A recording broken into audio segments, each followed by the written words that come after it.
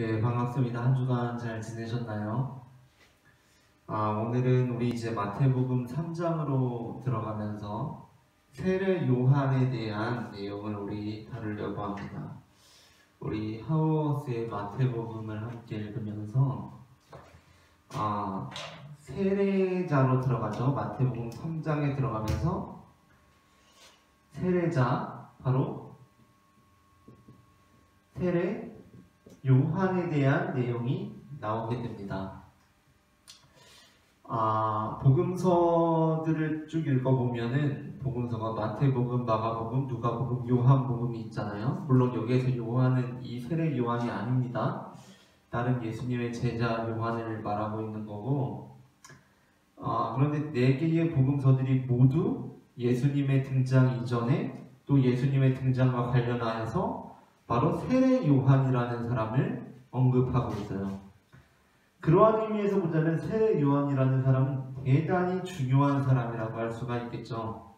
모든 복음서에서 예수님의 등장과 관련하여서 나오고 있는 사람이기 때문에 굉장히 중요합니다. 그런데 우리 마태복음에서는 예수님께서 탄생하시고 애굽으로 갔다가 돌아오실 때 예수님께서 나사렛으로 가게 되시고 그 갈릴리 지방으로 가게 되셨다라고 하고 나서 바로 유년기를 점프하셔서 세례 요한의 등장과 함께 예수님의 성인으로서 예수님께서 등장하시게 되죠. 이와 관련하여서 우리 교재에서도 얘기하고 있는 것처럼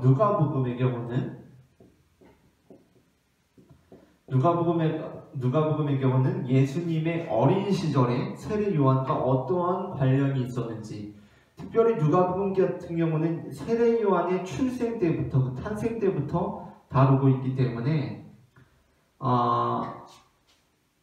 그런 면에서는 누가복음과 같이 읽는 것도 굉장히 도움이 된다고 할 수가 있겠죠. 그래서 이제 많은 예수님 관련한 어떤 영화나 그러한 것들을 보게 되면은 예수님과 세례 요한이 어떤 친척 관계로, 먼 친척의 관계로 그렇게 나타나게 됩니다. 그 모든 것들이 다 누가복음에서 그 이제 정보를 얻어서 그렇게 한 것이라고 할 수가 있겠죠. 그런데 이 세례 요한이라는 인물이 왜 중요한가? 그냥 4개의 복음서에 다 나오기 때문에 중요한가? 이 세례 요한에게는 몇 가지 특징이 있습니다. 특별히 이제 우리는 마태복음을 통해서 이제 보게 될 텐데, 우리가 지난주에는 나사렛 사람이라는 것 언급했었어요. 그렇죠? 나사렛 사람 언급했었는데, 하우어스 같은 경우는 특별히 나사렛 사람이라는 것, 그 바로 전에 나사렛이라는 지명이 나오잖아요. 이것을 나시린과 연결지으면서 우리가 지난주에 살폈었죠. 삼손과 관련된 나시린과 연결지으면서 세례 요한으로 이렇게 이어가고 있어요. 이제 그러한 맥락에서 이어가고 있다는 것이고, 이게 계속적으로 뭐 중요하다는 것은 아닙니다. 이제 이건 하나 그렇다라는 것이고, 세례 요한에게는 몇 가지 이제 특징적인 부분들이 있습니다. 뭐냐면 세례 요한의 키워드는 첫째는 엘리야라는 거예요. 엘리야.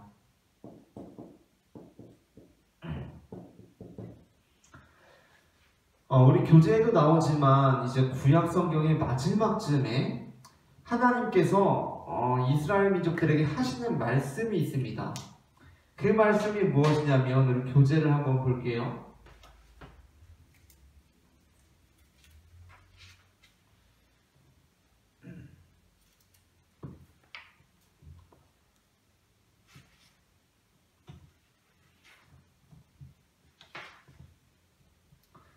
76페이지입니다. 76페이지에 보게 되면 말라기 4장 4절부터 6절에 대한 인용 본문이 있어요. 너희는 내가 호렙에서 온 이스라엘을 위하여 내 종 모세에게 명령한 법, 곧 율례와 법도를 기억하라. 보라, 여호와의 크고 두려운 날이 이르기 전에 내가 선지자 엘리야를 너희에게 보내리니 그가 아버지의 마음을 자녀에게로 돌이키게 하고 자녀들의 마음을 그들의 아버지에게로 돌이키게 하리라. 돌이키지 아니하면 두렵건대 내가 와서 저주로 그 땅을 칠까 하노라 라는 구절이 있습니다. 그래서 이 이스라엘 민족들에게는 메시아 대망 사상과 함께 그 메시아를 대망할 때 그 날이 이르기 전에 이제 그 날이 이르기 전에 그날을 예비하는 자로서 엘리야가 올 것이다 라고 그러한 믿음들, 그러한 것들, 기대감들이 있었던 거예요. 근데 세례 요한이 등장할 때 이제 특별히 마태복음에서 세례 요한의 등장을 나타내면서 이 사람이 곧 엘리야다라고 하지는 않지만 세례 요한이 그 어떤 메시아를 예비하는 자로서 등장하는 것을 명확히 하고 있죠. 메시아의 올 길을 예비하는 자로서 광야에 외치는 자의 소리로서 등장하고 있는 것을 강조하고 있고, 또한 그의 어떤 그의 외모를 묘사할 때 무슨 낙타털옷을 입고 있었다던가 무슨 띠를 띠고 있었다, 그리고 메뚜기와 석청을 먹었다, 이러한 표현들이 다 누구를 연상케 하고 있는 것이냐면 바로 엘리야를 연상케 하고 있는 겁니다. 그러면서 예수님께서 진정한 메시아다라는 것을 강조하고 있는 것이라고 할 수 있겠죠. 물론 이 부분과 관련해서 그렇다면 세례 요한은 정말 엘리야가 다시 온 것이냐라고 그렇게 질문을 할 수도 있을 것 같아요. 또 그게 이제 더 우리에게 이제 흥미를 유발하는 부분은 무엇이냐면, 구약 성경에서 죽지 않고 마치 하늘로 승천한 것 같은, 죽지 않고 하늘나라에 간 것 같은 인물이 딱 두 사람 있지 않습니까? 누구냐면 바로 에녹과 엘리야라는 사람이에요. 에녹과 엘리야가 죽지 않고 하늘나라에 간 것처럼 그렇게 기록되어 있기 때문에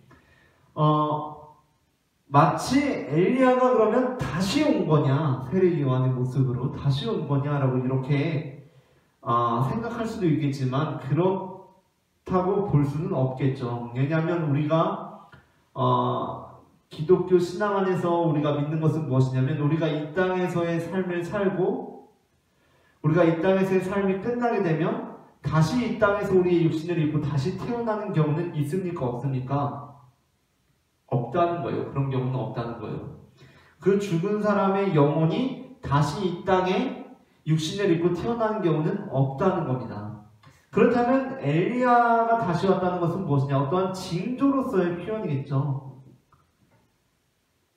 그러한 징조로서의 표현으로 그렇게 사용하고 있는 것입니다.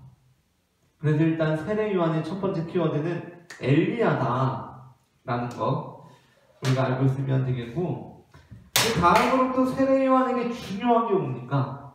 세례 요한에게 중요한 거, 당연히 세례 요한에게 중요한 것은 세례입니다.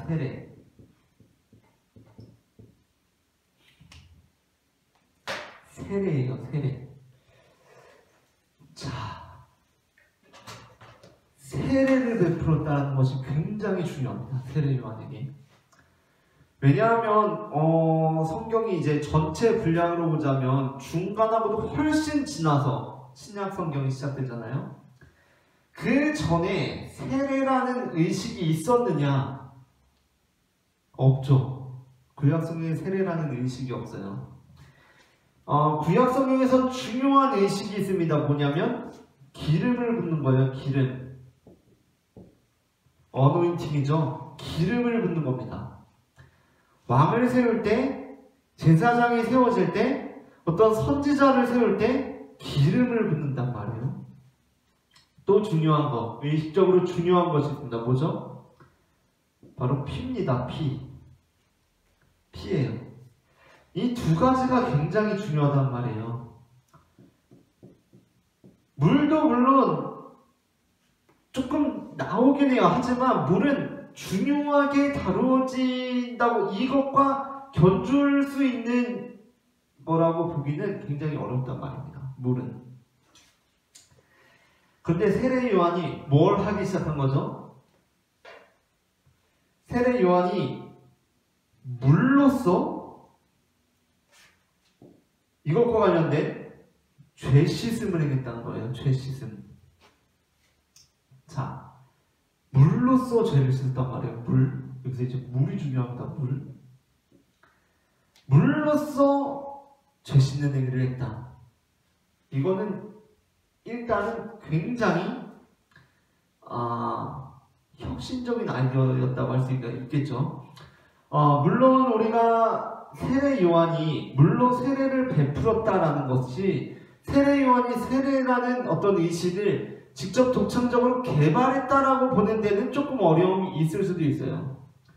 물론 세례의 기원에 대해서 정확히 밝혀진 것은 거의 우리가 확실하게 알 수 있는 영역은 없다라고 볼 수도 있는데,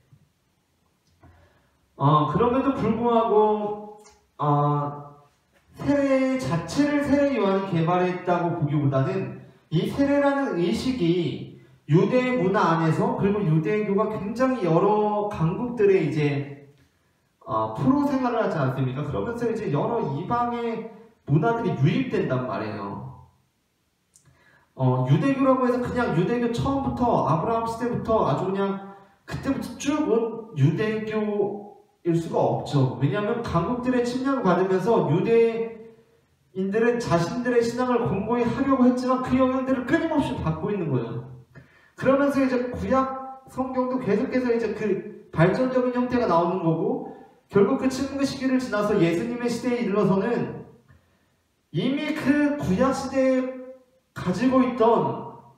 그들이 가지고 있던 그 유대의 신앙과는 굉장히 다른 종류의 유대의 신앙이 되어 있는 겁니다.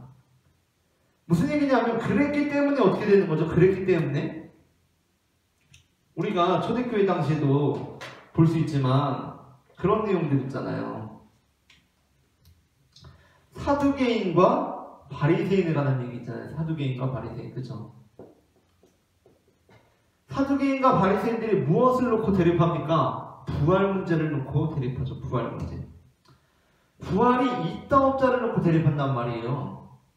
이 사람들도 유대 종교 지도자들이고 이 사람들도 유대 종교 지도자들인데 부활 문제를 놓고 생각이 같질 않은 겁니다.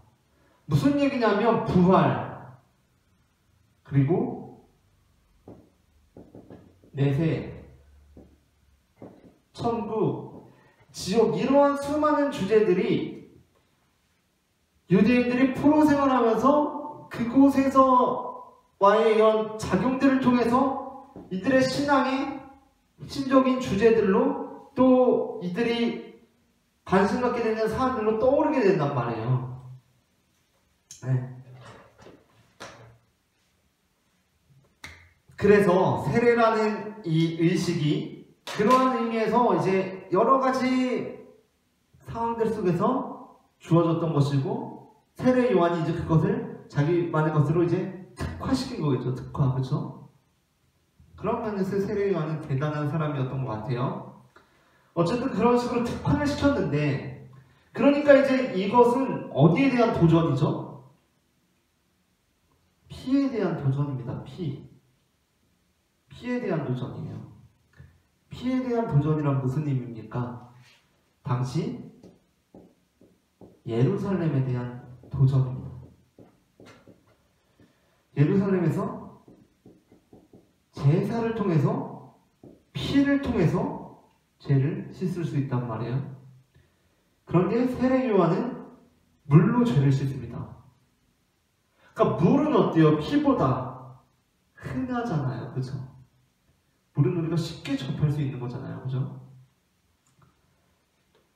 그렇기 때문에 굉장히 큰 도전이 되었다라는 것이고요. 이쪽에 도전이 되었다라는 것이고, 이제 이거는 우리가 쉽게 알 수 있는 부분인데 또 다르게 도전이 되었던 부분이 있습니다. 뭐냐면, 세례 의식이라는 것이 우리가, 물론 지금은 우리가 세례라고 하면은 세례가 있고 또 뭐가 있어요?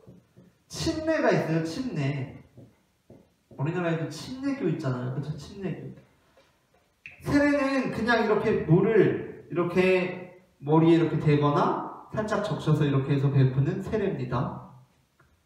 그리고 그것과 관련해서 이제 침례는, 여기 이 침례교는 세례가 원래 침례다라고 말하는 사람들인데, 침례라는 건 뭐냐면 강에 완전히 몸을 잠가서 이제 공기 중에 노출된 몸이 없도록 완전히 잠수를 하는 거죠. 완전히 몸이 잠겼다가 다시 나오는 그러한 형태의, 그 그게 바로 예수님께서 받으신 세례다라고 해가지고 그 침례만을 이제 세례로 진짜 세례다라고 그렇게 주장을 하면서 이렇게 하는 것인데, 원래 세례는 뭐였을까요? 원래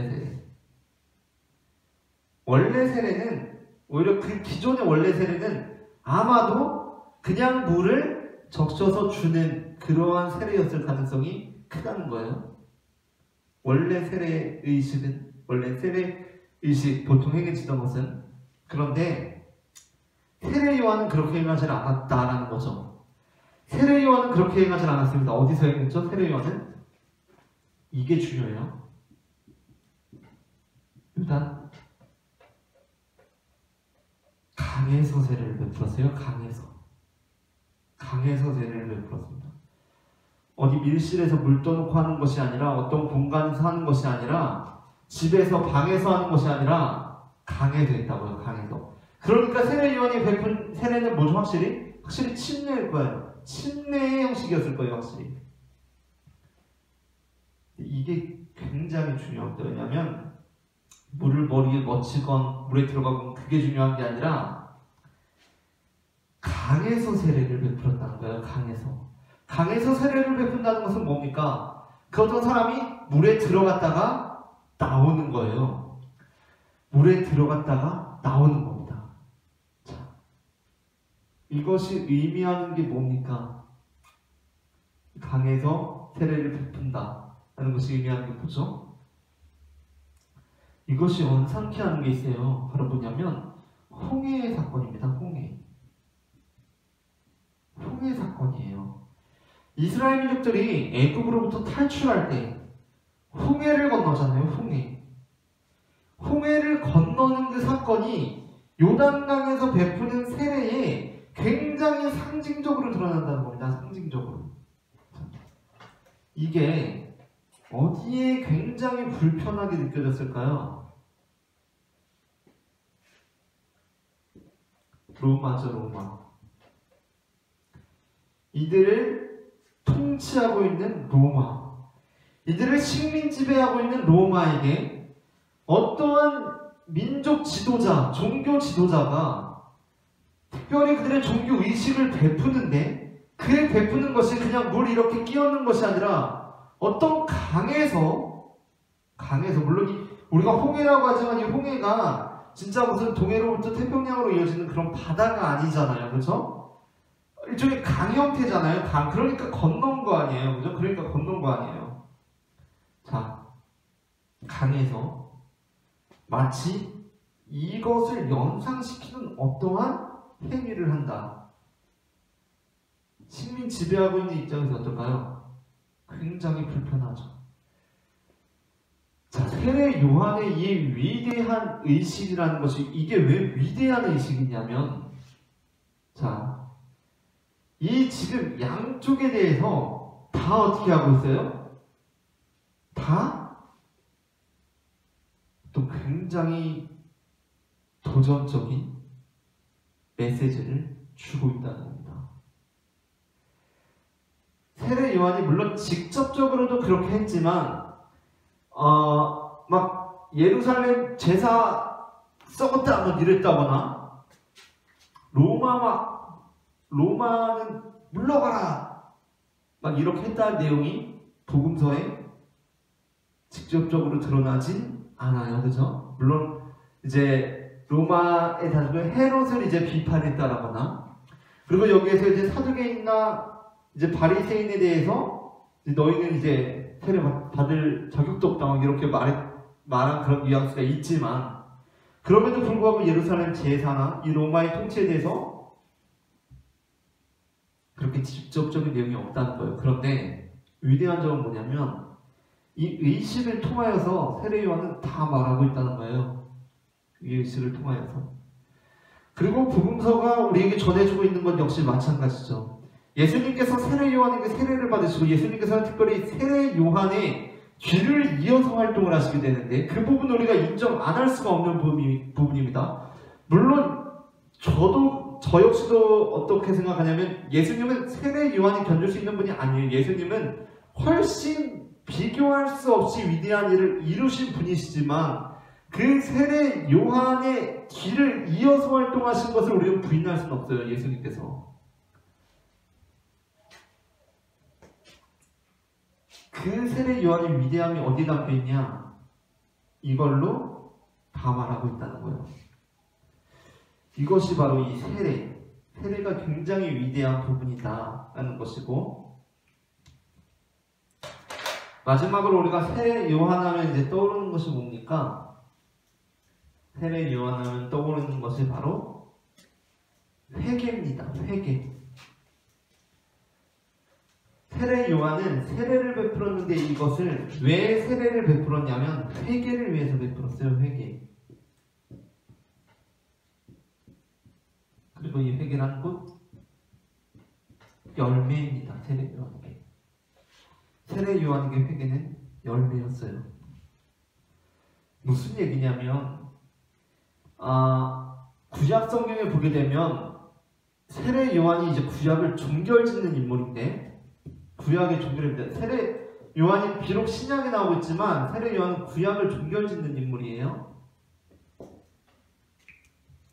그런 의미에서 신약을 여는 인물이 될 수도 있겠지만 그럼에도 불구하고 구약을 종결짓는 쪽에 더 가까운 그런 인물입니다. 구약을 종결짓는 쪽에 더 가까운 인물이에요.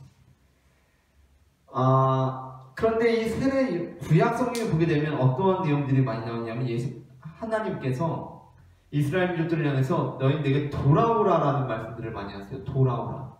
너희는 내게 돌아오라. 그것이 바로 세례 요한이 다시 이스라엘 민족들에게 외치고 싶었던 메시지였어요. 뭐냐면 회개란 열매고 그것은 곧 돌아오는 것이었어요. 돌아오는 것. 돌아오는 거란 뭡니까? 돌아오는 것이란 그렇게 사는 거라는 거예요. 회개란 그렇게 사는 거라는 거예요. 우리가 회개한다는 것은 정말 그렇게 살아가기로 결단하는 것이죠. 정말 그렇게 살기로 결단하는 겁니다. 살기로. 정말 그렇게 살기로 결단하는 것이 바로 회개다라는 것이 세례 요한이 말하고자 하는 것이었어요. 무슨 얘기냐면 우리 교재에서도 나오고 또 당연히 성경에도 나오지만 무슨 얘기가 나오냐면 세례 요한이 바리새인과 사두개인들에게 세례 주는 것을 거부합니다. 그렇죠? 그러면서 하는 얘기가 뭡니까? 너희가 회개할 동안 열매를 맺으라는 거예요. 열매. 자, 그렇다면 당시 예루살렘에서 행해지고 있던 의식으로서 뭡니까? 제사는 어떠한 의미였습니까? 제사. 호세아와 아모스에 보면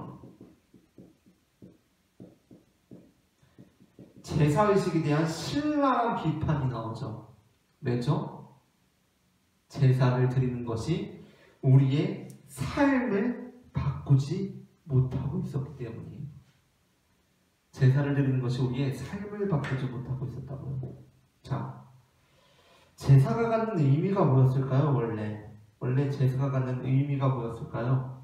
제사라는 것은 무엇이냐면 짐승을 데려다가 잡는 거예요. 잡는다는 게 뭐죠? 죽이는 거라고요. 짐승을 죽여서요 토막을 냅니다. 그래서 그걸 하나님께 바쳐요. 자, 물론 정기적으로 행해야 하는 제사의 의미가 있습니다. 제사를 정기적으로 반드시 행해야 해요. 그러나 그 정기적으로 행하는 것조차 그 원래 그 의미, 정신이 어디에 있었을까요? 그 원래 정신이 어디에 있었을까요? 그 삶을 돌이키게 하기 위함이었어요. 무슨 얘기냐면 제가 잘못을 했어요. 그러면 제가 제사를 드려야 돼요. 제사를. 근데 짐승을 바쳐야 되잖아요.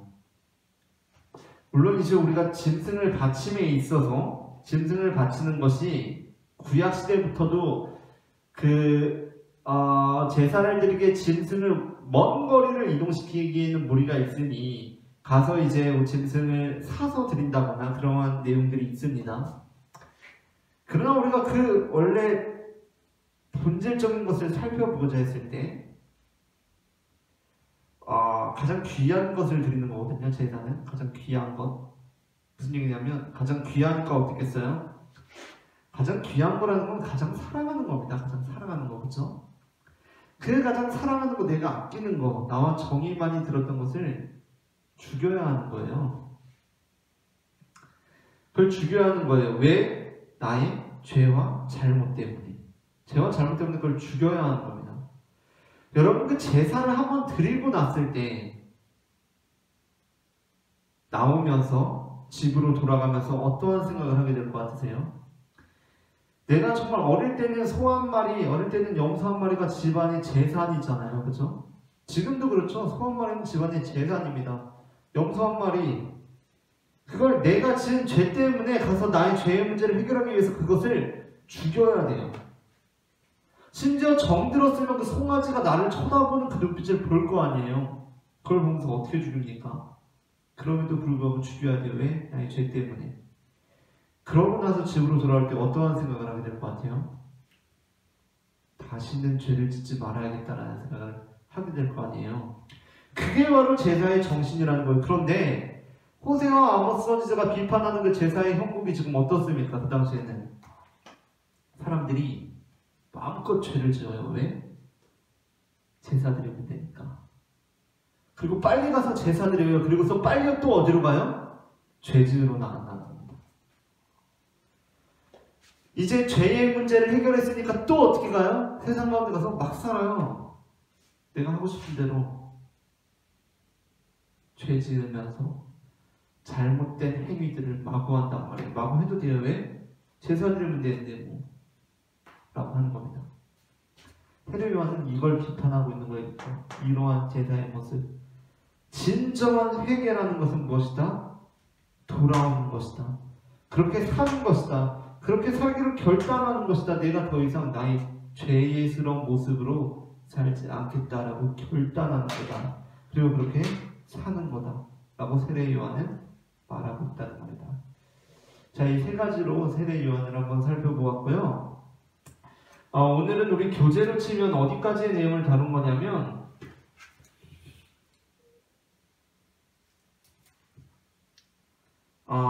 세례자 3장 시작해서 84페이지 셋째 줄까지를 다룬 거예요. 뭐냐면 세례 요한에 대해서만.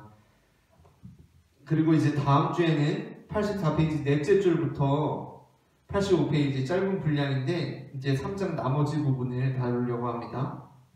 84페이지 넷째 줄, 요한에게 세례를 받으시기 위해 예수님께서는 이 부분부터인데, 사실 제가 마태복음 강해 설교하면서 설교했던 부분은 바로 이제 다음 주에 다룰 부분이죠. 왜냐하면 저는 세례 요한에 대해서는 설교 때 세례 요한을 설교하진 않았기 때문에, 그렇죠? 사실 설교에서 물론 세례 요한을 우리가 다룰 수는 있겠지만 세례 요한 자체가 설교의 어떤 주인공이 되기는 약간, 그렇죠?